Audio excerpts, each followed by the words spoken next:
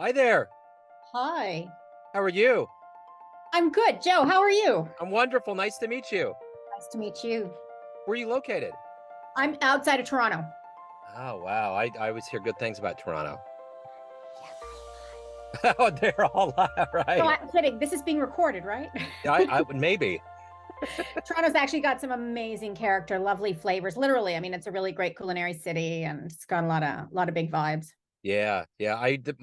My son's in Special Olympics, and last year they hosted an event, and one of the baseball players had all the kids come out to the ballpark, and we got to peel away and talk to them. And one of the questions was, what was the city that you go to that you might be a little hungover, a little distracted? And they said it was Toronto was one of their favorite places to go.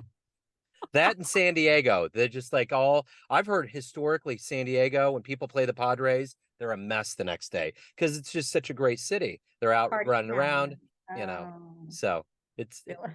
it's okay.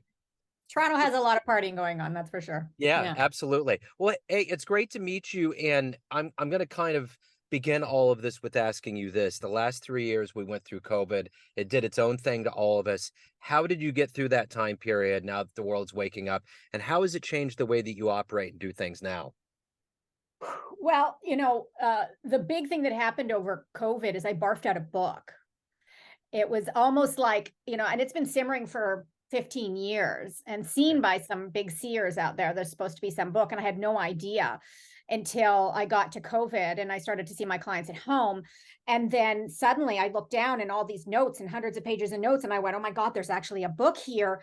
And so it was a real giant sort of purge and this big, kind of clarity, and then this frenetic organizing it into this book that got published a few weeks ago. So let's get back and really get into what you do and what you've done in your life for your career. I'm going to put you in front of a bunch of third graders, career day. One of the kids looks up and says, "Hey, what do you do for a living?"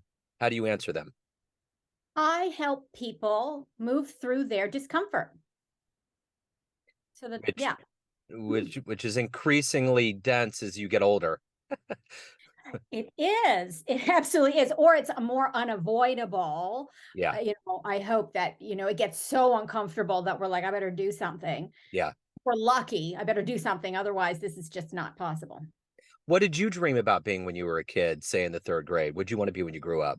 Lawyer. It's Oh, clear. My grandmother's little lawyer. okay. All right. Yeah, that never happened. Right. Are you happy that it never happened?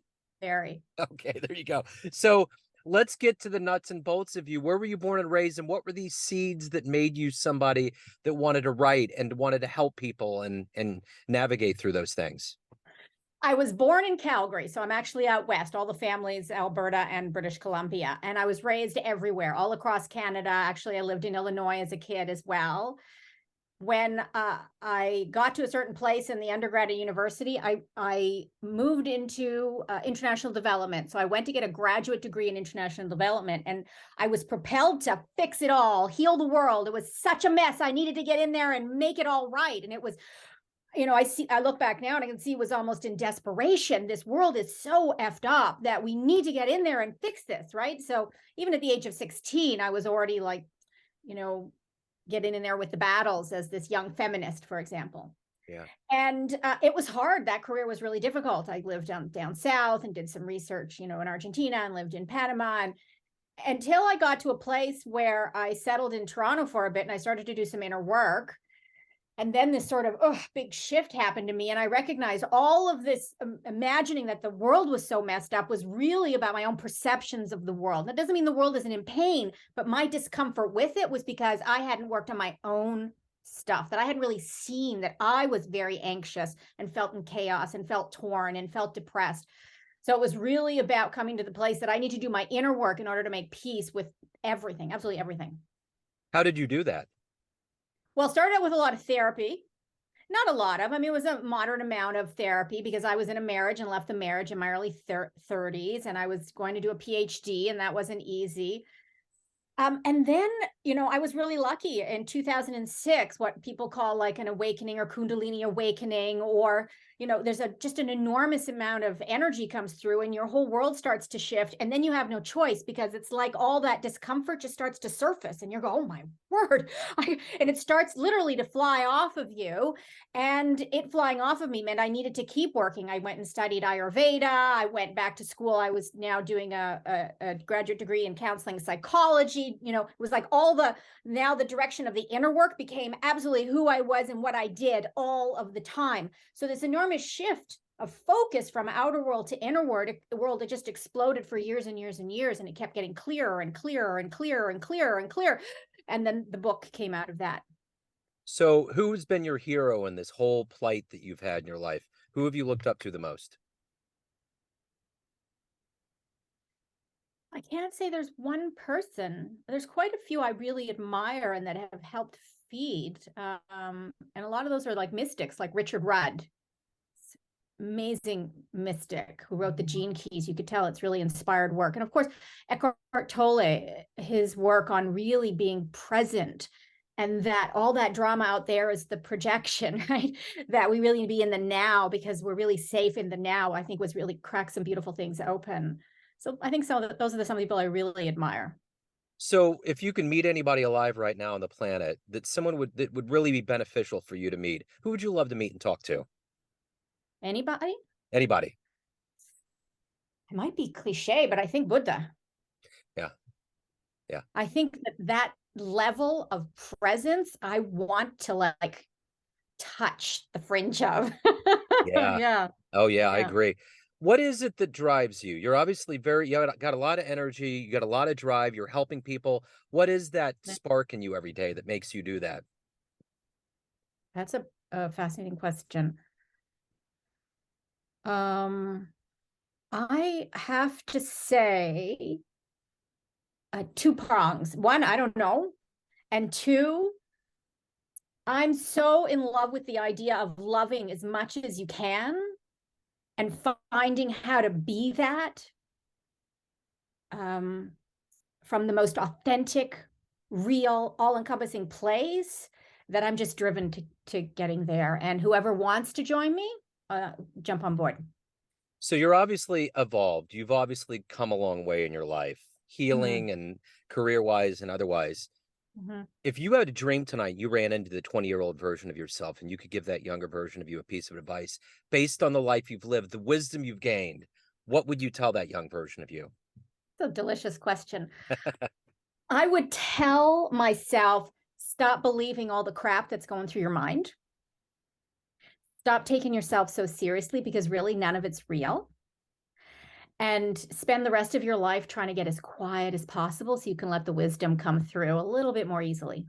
That's so Buddhist, that there's so much of that that's so true. And we've done, and it's funny, not in a funny way, but in a profound way, that's kind of what COVID did. We arm wrestled Mother Nature and lost, and we had to come to grips with things. And now mental health is at the forefront of everything. I think that going in and forcing us to get that quiet, number one, is great. And number two, I think it's stirring the pot and people are freaking out. And my goal is to really deepen the conversation and look at that as potential versus something to be squashed or avoided or distract from. That with that, having to sit still, we're bringing some of the stories into focus. Let's look at them, see if we can use them and the potential that's within, so we can heal them and transform them for tomorrow. So as you unfold the timeline of your life, what are you the proudest of? What do you look at and say, that right there, I love that?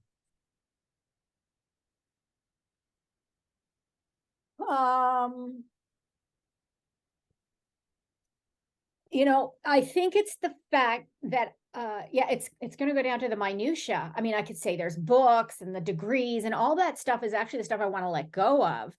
The truth is that to get this really, I think, powerful capacity to see the painful story within and to sit with it with so much compassion until it literally dissolves.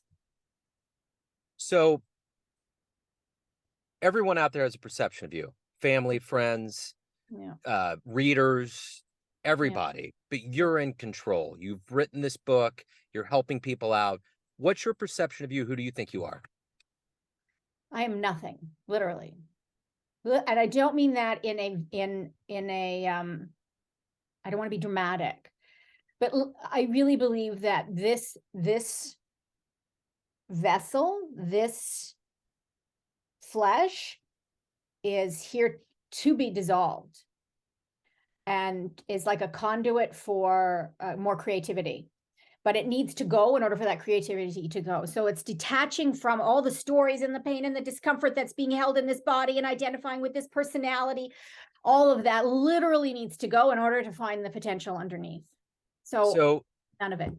So speaking of a conduit to creativity, what was the first book you read that really made you want to read more or write someday? I never wanted to write until 2 years ago. Okay. I read, there are 2 books that launched me when I was 12 years old, and one was Shogun and the other one was Roots. Okay. Yeah. Yeah. Drama, history, pain, I guess. Yeah. It's interesting. Yeah. So speaking of roots, something historical, if you could go back in time and see any historical event in human history happen before your eyes, where would you go? What would you love to see happen?